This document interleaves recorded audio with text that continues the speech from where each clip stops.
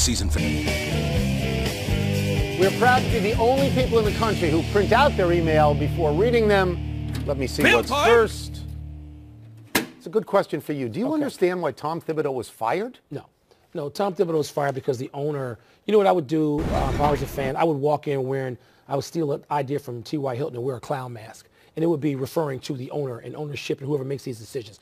The Minnesota Timberwolves team that hadn't made the playoffs in 13 years, Tom Thibodeau had them number 3 at the All-Star break last year. Jimmy Butler gets hurt. They still hang on. They make the playoffs for the first time since Kevin Garnett. And then they have a competitive series against Houston. And because things are jumbled now, it's a pack of teams in the West, and they fire him. That's patently dumb. Well, so the word, and I had hoped you would understand this because I don't understand it at all because they're still in contention. And I thought he got out of the Jimmy Butler thing as good as you could get out of the Jimmy Butler the trade thing was pretty decent at the beginning of the year. But you hear that he's condescending and you hear he has problems with ownership. And as somebody who owns a restaurant, I would like my coach and GM to be nice to me every once in a while. They didn't know Is this who true? Tom Thibodeau was? They think he was warm and fuzzy and a nice little rabbit? You know what? You needed toughness. Your franchise is full of softies, which is what Jimmy Butler thought on the way out. Firing Tom Thibodeau. Hope they lose every. I can't because my man D Rose is there, so I can't hope they lose every game. Your conflicts are astonishing. My conflicts, it's just astonishing. Has Brett Brown convinced you that there's no real problem with Jimmy Butler? Okay, so it's 72 hours since that report that Jimmy Butler mouthed off in a film session about how the team should be run. The only relevant thing that Brett Brown has said since then is going to be what I quote now. I think if you put a gun to my head and you said, where should our bread be buttered? It's through Joel Embiid and then Jimmy Butler. So let's look at the ranking. Joel Embiid 1, Jimmy Butler 2. Fine. Because I believe Jimmy Butler is toxic. I don't think he's going to sit well with that comment. That's not, first of all, that's not nearly the most important comment that he made. The coach's most important comment was, I solicit his opinion. So you now want Jimmy Butler to be retiring and disingenuous, and you want him not to adjust. This is not pro football, where you have to put your coach on a pedestal and never say anything honest. Is Jimmy Butler going to like being the second opinion?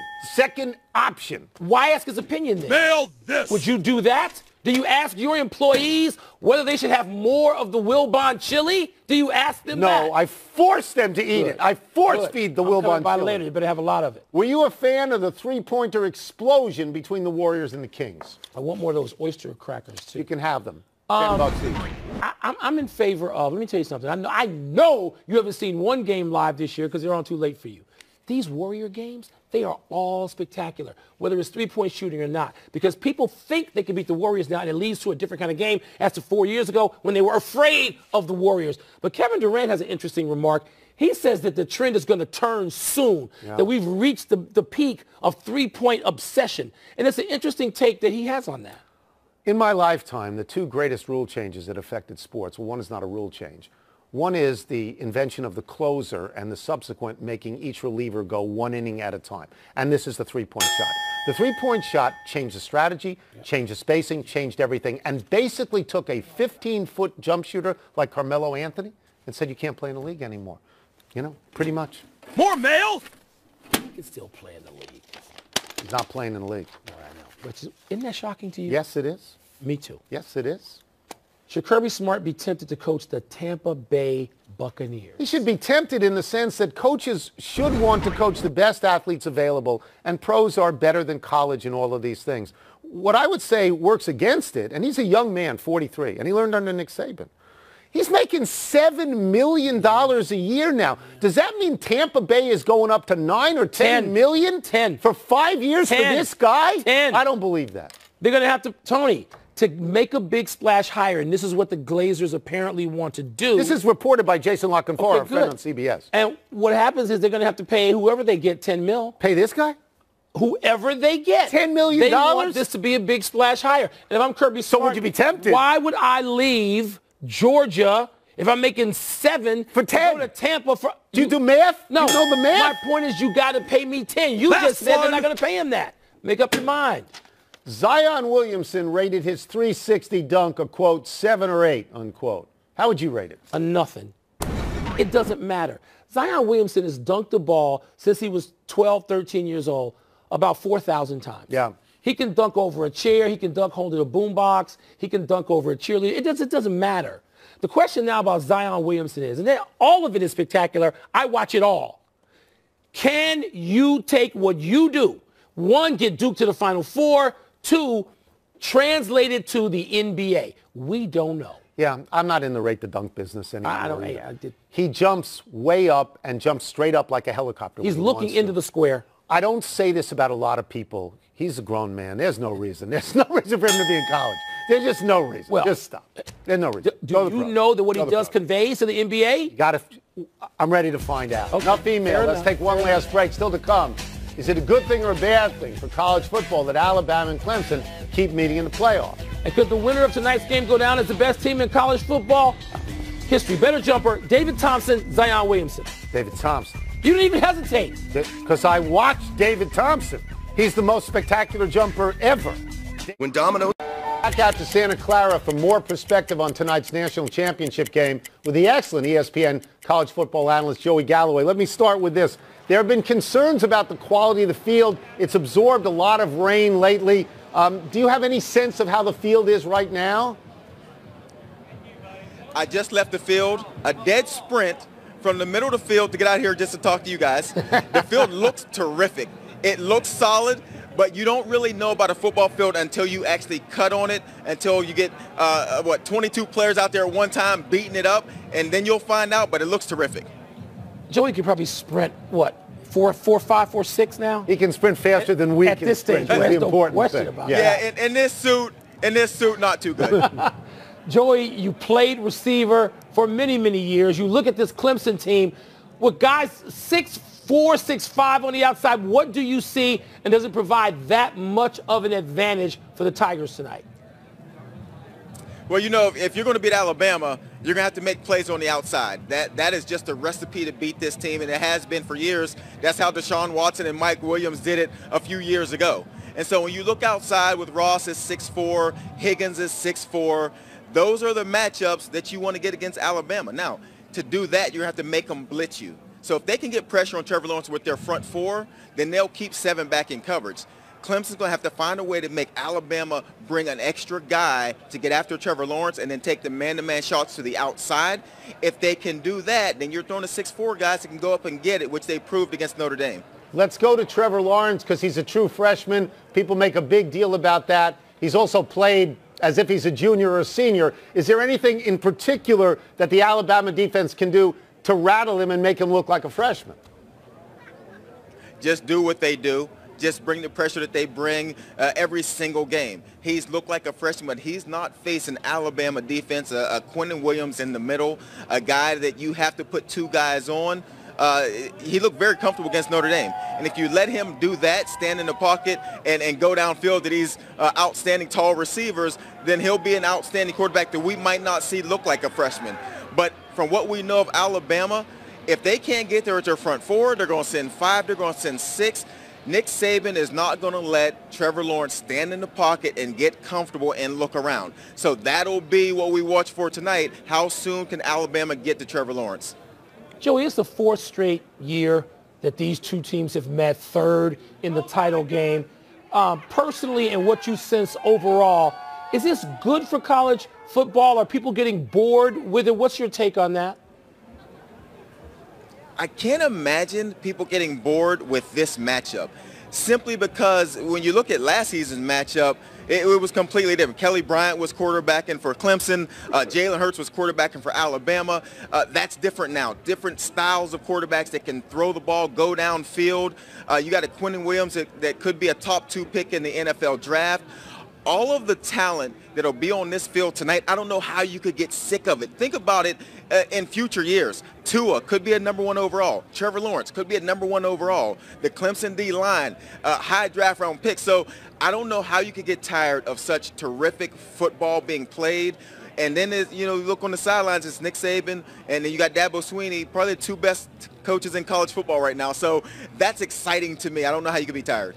Well, Clemson's Austin Bryant. Maybe he's adding all this into the soup. And he says that the winner of this game will go down as the best team in college football history. I'm not a prisoner of the moment. My memory goes back longer than that. but you're in between those ages. So, Joey, I mean, how good are these two historically? How good will the winner be looked at historically? Well, I think that's always tough. And just like you said, you know, in the moment, how far back can I go and think of teams? I do believe, you know, Miami had a pretty good team in the 80s and 90s. Ohio State's had good teams. USC's had good teams. And so when you look at these teams, the team that wins, I think what we'll look at is, okay, when the NFL draft happens, these players, where do they go? And a lot of times that plays into how we judge these teams and how good they were. There's a ton of NFL talent on each team. I don't know that we can say the winner is the greatest of all time, but I do know that the winner will have a lot of NFL draft picks, which, you know, gets them in the conversation. So we will get you out of here on this. The game is not upon us. We got a ways to go. So right now, which way are you leaning? I'm leaning toward Alabama. It's tough to lean away from Alabama simply because we've seen Tua on a national stage win a national championship coming in last year, down 13 to Georgia. Trevor Lawrence has been terrific. We haven't seen him on this stage against a team in Alabama who's been here and done. Leaning with Alabama. Thank you, Joey. And by the way, that is a beautiful suit. That is a beautiful suit. Thank you. I appreciate that. A reminder that ESPN continues coverage of the championship game at 6 p.m. Eastern. Let's take one last break, but still to come. Dwayne Haskins officially decides to go pro. How high should he go in the draft? And if the Nuggets beat the Rockets tonight, will everyone, and by that I mean him, finally start taking Denver seriously? I will not pay any attention to that tonight. I will. I'm watching this game. I'm watching both. What's wrong with you? You stay up too late. We got 2 eyes each. Yeah, but I focus. Or I like if you go to the glasses, we got 4 eyes each. Like to Either way, I'm watching both games. You're a better man than I, Gunga Din. Better man than I.